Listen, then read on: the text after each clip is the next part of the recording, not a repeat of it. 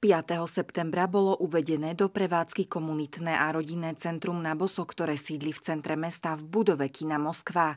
Hoci je na voľnočasovej scéne len pár dní, stretlo sa s veľkým záujmom. Máme sa tu dosť aktívne, ako môžete vidieť, hlavne v tomto čase, tesne po skončení 6. vyučovacej hodiny. A nám sem chodia dominantne druhostupňari a či už športujú, alebo sa hrajú nejaké spoločenské hry, alebo hrajú na hudobných nástrojoch, takže naozaj, že je tu dosť živo. Prečo si sa rozhodol sem dnes prísť? Nudil som sa. Ale prišiel si sem zo školy? Hej, Čo tu robíš? hrám. To je veľmi dobre, lebo ja tu mám kamarátov a sa tu nenudím, lebo tu vždycky dobre a dobre pani učiteľky. Ako sa ti páči v centre Naboso? Najlepšie, lebo mám tu kamarátov, lebo tu je dobré pani učiteľky. Mám tu čo robiť. Robím úlohy, tak to zabávam s kamarátmi a hrám na gitare. O centre Nabosu sme sa dozvedeli na našej škole.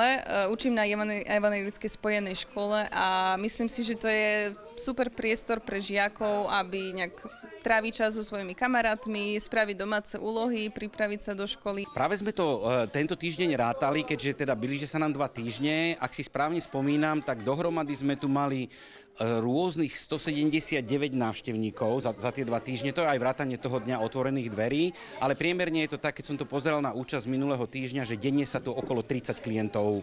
A to je, že do obeda teda maminky s deťmi a po obede tínejdžeri. Ako často sem chodíš? Každý deň. Pravda je, že robili sme dominantne my reklamu na tých školách, s ktorými už sme doteraz mali intenzívnejší kontakt, ale viem, že už tu máme deti aj zo Sučian, máme tu deti aj z Vrútok, máme tu deti aj z viacerých základných a stredných škôl Martina. Ako uviedol Tomáš Gulan, aktuálne sú nastavené aktivity pre žiakov 2. stupňa, no v pláne je oslovovať viac aj stredoškolákov. Už sme boli v kontakte aj s niektorými školskými parlamentami, čo sa týka stredoškolákov. Možno v tých neskorších otváracích hodinách, že po tej 4., okolo tej 5. by mohli skôr prichádzať tí stredoškoláci, ktorí ale majú už troška iné záujmy. Oni prejavili záujem potom skôr o také, že pomoc pri výbere vysokej školy, zoznámenie sa s rôznymi povolaniami, možno že komunikácia s psychológom z reálnej praxe mimo školského prostredia. Snaha bude aj o nadviazanie spolupráce s Martinským klubom medikov. V doobedných hodinách využívajú priestory najmä mamičky s deťmi a stretávajú sa tu aj deti z ukrajinskej komunity. Chod centra zabezpečujú počas pracovných dní od 9. do 18.